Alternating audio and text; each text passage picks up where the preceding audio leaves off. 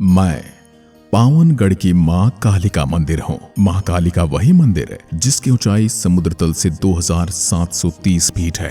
गुजरात के पंचमहाल जिले के चंपानगर की पहाड़ी पर स्थित है। मां सती के 51 शक्ति पीठों में से एक हूँ। मां कालिका एकमात्र ऐसा मंदिर हूँ जहाँ मां काली की मूर्ति दक्षिण मुखी है, जहाँ भगवान श्री राम के दोनों पुत्रों लव और कुश को मोक्ष की प्राप्ति हुई थी। मैं भी भारत के उन्हीं हिंदू मंदिरों में से एक हूँ जिन्हें विदेशी आक्रमणकारियों के आक्रमण को सहना पड़ा था। आज आप सभी भक्तों को मेरा इतिहास, उत्पत्ति, रहस्य, पौराणिक कथा के साथ साथ ये भी बताऊंगा कि मां सती का कौन सा भाग यहाँ गिरा था तथा पहाड़ी का नाम पावनगढ़ की पहाड़ी कैसे पड़ा। आखिर 5 शताब्दी के बाद भी आजादी के 75 साल के बाद तक मां काली के शिखर पर ध्वज क्यों नहीं फहरी थी। प्राचीन काल में भक्तों का इस पहाड़ी तक पहुंचना लगभग असंभव था। चारों ओर खाई से घिरे होने के कारण हवा का वेग बहुत ज्यादा रहता था, इसलिए से पावागढ़ कहा गया, यानी वो जगह जहां हवा एक जैसी हो। पहले से पावनगढ़ के नाम से भी जाना जाता था। पुराण के अनुसार प्रजापति दक्ष के यज्ञ में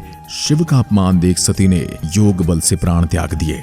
उनकी मृत्यु से व्यथित भोलेनाथ मृत शरीर को लेकर तांडव करने लगे। भगवान विष्णु ने अपने चक्र से सती माता के मृत शरीर के टुकड़े टुकड़े कर दिए और माता सती का एक अंग यहाँ भी गिरा था। इसलिए भक्तगण मेरे मंदिर को बड़ा शक्तिपीठ मानकर पूजा पाठ करते हैं। पावनगढ़ के इस रमणीक और दर्शनीय स्थल को देखने लाखों लोग प्रतिवर्ष आते हैं। सुंदर झीलों और चारों ओर मनोरम पहाड़ों से घिरा यह स्थल बड़ा ही मनोरम दिखाई देता है। बात करूं मेरे इतिहास की, तो मेरा इतिहास त्रेता युग से जुड़ा है, यानी मुनि विश्वामित्र ने कठोर तपस्या की थी।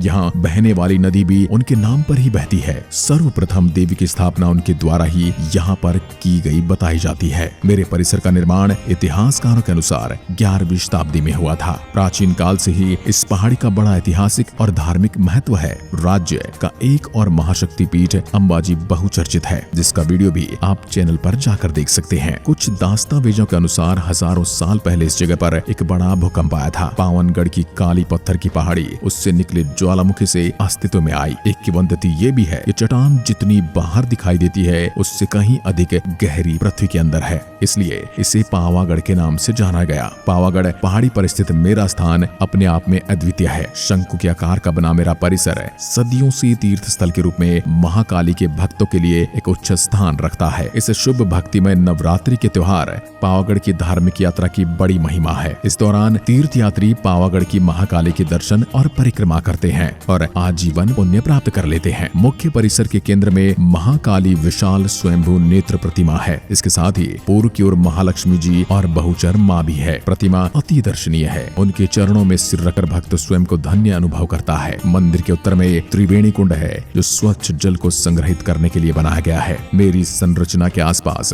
तलहटी से मांची तक और मांची से मोलियातो तक पहाड़ी इलाके को किलेदार, मेहराबदार द्वार, टकसाल प्राचीन काल की भव्यता की छाप छोड़ते हैं। बात करूं मेरे यहाँ के धार्मिक महत्व की, तो पावागढ़ का धार्मिक महत्व भी बहुत ज्यादा है। कई लोग यहाँ पैदल भी आते हैं। जो भी यहाँ बड़ी आस्था से आता है उसकी मनोकामना माँ अवश्य पूरी करती है। पहले यहाँ सीढ़ियाँ चढ़कर जाना पड़ता था, लेकिन अब रोप वे की व्यवस्था भी कर दी गई है, तो अब माता जी के दर्शन करना सरल हो गया है। इसलिए जीवन में एक बार भी पावागढ़ की अनूठी यात्रा का अवसर अवश्य लेना चाहिए। इतिहास में कई बार विदेशी आक्रांताओं की नजर मुझ पर पड़ी, लेकिन 15वीं सदी में क्षेत्र में राज करने वाले क्रूर मुगलिया सुल्तान महमूद बेगड़ा भी जहरीला था। उसके थूक में भी इतना जहर था कि मात्र उसके थूकने से सामने वाले की मौत हो सकती थी। मेरा स्थान हिंदू की आस्था का प्रमुख केंद्र है। बड़ी संख्या में यहाँ लोग पूजा आराधना करने आते थे। उसमें इतना जहर था कि बदन पर बैठने वाली मक्खी तड़प कर मर जाती थी। वही राक्षसी प्रवृत्ति का जहरीला शासक महमूद बेगड़ा था, जिसने मेरी पवित्रता को खंडित किया था। महमूद बेगड़ा गुजरात का छठा मुगलिया सुल्तान था। जब वो सिर्फ 13 साल का था, उसने गुजरात की गद्दी संभाल ली थी। सन 1459 से लेकर 1511 तक, मतलब 52 साल तक उसने गुजरात पर राज किया और इस दौरान गुजरात की जनता पर हर दिन हर पल उसने कहर बरपाया। वो खाना भी खाता तो दूसरों को देखकर घिन आ जाती थी। वह अपनी राक्षसी भोजन के लिए कुख्यात था। कट्टर इस्लामिक महमूद बेगड़ा का भी वही लक्ष्य था जो भारत में आए हर इस्लामिक इस्लामिक आक्रमणकारी का था गजवाए हिंद, मतलब हिंदुस्तान का इस्लामीकरण। जो हिंदू राजा उससे हार जाता उसे इस्लाम कबूल करवाता और विरोध करने पर उन्हें बेरहमी से मारता। जब उसकी मुझ पर नजर पड़ी तो उसने तुरंत मंदिर तोड़ यहाँ इस्लामिक ढांचा तैयार करने का फरमान सुनाया। जैसा कि आप देख ही चुके हैं कि भारत में कहां-कहां पर मंदिर तोड़कर मस्जिद तामीर की गई हैं। आज से 500 साल पहले महमूद बेगड़ा ने हिंदू मंदिर को नष्ट कर दिया। पावागढ़ कालिका मंदिर को तोड़कर उसने मंदिर के शिखर पर इस्लामिक गुम्बद बनाकर उसे सदन शाह दरगाह नाम दे दिया। मेरे परिसर के शीर्ष पर दरगाह प्रबंधन का कब्जा था। यही कारण था इतने वर्षों तक यहाँ कोई शिखर या स्तंभ स्थापित नहीं किया जा सका, ताकि मंदिर का चिन्ह फहराया जा सके। धन्यवाद देता हूँ भारत के प्रधानमंत्री श्री नरेंद्र मोदी जी को, जिन्होंने 2017 में मेरे यहाँ का जीर्णोद्धार करवाया। कई दौर की बातचीत के बाद दरगाह कमेटी के अधिकारियों ने इस अनुरोध को स्वीकार करते हुए मंदिर के ऊपरी शिखर को खाली कर दिया, जिसके बाद वहाँ झंडा फहराने के लिए पिलर लगाने का रास्ता साफ हो सका। माँ की कृपा और प्रधानमंत्री नरेंद्र मोदी की पहल से मेरे परिसर को पुनर्निर्मित किया गया। मंदिर पुनर्निर्माण में 120 करोड़ रुपए खर्च हुए। दरगाह को मंदिर के पास से शिफ्ट कर दिया गया और मेरे मूल शिखर पर मंदिर का निर्माण हुआ। पूरे सनातन वर्ष के लिए है बहुत गौरवपूर्ण दिन रहा जब सनातनी को वापस से अपना प्राचीन मंदिर वापस मिला। शिखर ध्वज केवल मेरी और आपकी आस्था और अध्यात्म का ही प्रतीक नहीं है, ये इस बात का भी प्रतीक है कि सदियां बदलती हैं, युग बदलते हैं, लेकिन आस्था का शिखर शाश्वत रहता है। अब मेरा परिसर पावागढ़ के पहाड़ में 30,000 वर्ग फीट में फैला है। 18 जून 2022 के दिन पावागढ़ कालिका मंदिर में प्रधानमंत्री के हाथों सनातनी ध्वज फहराते हुए मेरे परिसर का उद्घाटन किया गया तथा यात्रियों की सुगमता के लिए कई विकास कार्य किए गए। यहाँ 1471 फुट की ऊंचाई पर माची हवेली स्थित है। मंदिर तक जाने के लिए माची हवेली से रोपवे की सुविधा है। यहाँ से पैदल मंदिर तक पहुँचने के लिए लगभग 250 सीढ़ियाँ चढ़नी पड़ती हैं। हिंदू समुदाय के लिए मैं बड़ा ही धार्मिक स्थल हूँ, मान्यता का स्थल हूँ। पर्यटन की दृष्टि से पावागढ़ गुजरात में बेहद खास स्थान रखता है। पर्यटकों के घूमने के लिए सबसे खूबसूरत स्थल पावागढ़ को गुजरात का हिल स्टेशन भी कहा जाता है। अब एक साथ तकरीबन 2000 श्रद्धालु माता के दर्शन कर सकते हैं। पावागढ़ मंदिर में गुजरात ही नहीं बल्कि राजस्थान, मध्य प्रदेश, महाराष्ट्र के भक्त भी बड़ी संख्या में मां के दर्शन के लिए आता है। नवरात्रि और पूर्णिमा के मौके पर पूरी श्रद्धा से और भक्ति से मां के दर्शन कर उनका आशीर्वाद लेते हैं। मैं देखता हूँ सैकड़ों साल बाद मंदिर के शिखर पर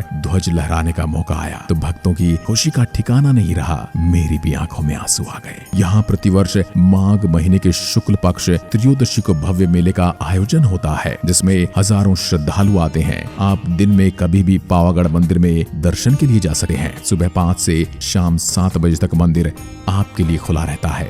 इस स्थल को विश्व प्रसिद्ध संस्था यूनेस्को ने सन 2004 में विश्व धरोहर की सूची में शामिल किया। यदि आप मेरे यहाँ माँ कालिका के दर्शन के लिए आ रहे हैं तो बता दूं, अक्टूबर से मार्च का समय आपके लिए सबसे अच्छा रहेगा। यहाँ पर प्रकृति के आनंद का एहसास कर सकते हैं। माँ काली के दर्शन के अलावा पावागढ़ में आप पावागढ़ किला, लकुलीश मंदिर, आर्कियोलॉजिकल पार्क जैसे स्थानों पर भी भ्रमण कर इतिहास की भव्यता का आनंद ले सकते हैं। चंपारण वडोदरा से 45 किलोमीटर दूर, वहां पर आप प्राइवेट वाहन या बस के माध्यम से वहां पहुंच सकते हैं। अहमदाबाद से पावागढ़ की दूरी 152 किलोमीटर है। ट्रेन के माध्यम से यदि आप आते हैं तो पावागढ़ पहुंचने के लिए निकटतम railway station Champaner road junction है, जो कि 13 किलोमीटर की दूरी पर स्थित है। वडोदरा हवाई अड्डा पावागढ़ के सबसे नजदीक हवाई अड्डा है। पावागढ़ वडोदरा हवाई अड्डे से 48 किलोमीटर दूर है। कैब किराए पर लेकर पावागढ़ पहुंचना सुविधाजनक है। प्रिय दर्शकों, आशा करता हूं आप सभी को शक्तिपीठ पावागढ़ का ये वीडियो अवश्य पसंद आया होगा। तो ऐसी अमूल्य विरासत की जानकारी को आगे जरूर अपने परिवार और मित्रों तक साझा करें और ऐसे वीडियोस देखने के लिए परिक्रमा टीवी चैनल को सब्सक्राइब करें। जय मां पावागढ़ वाली, जय हिंद, जय भारत।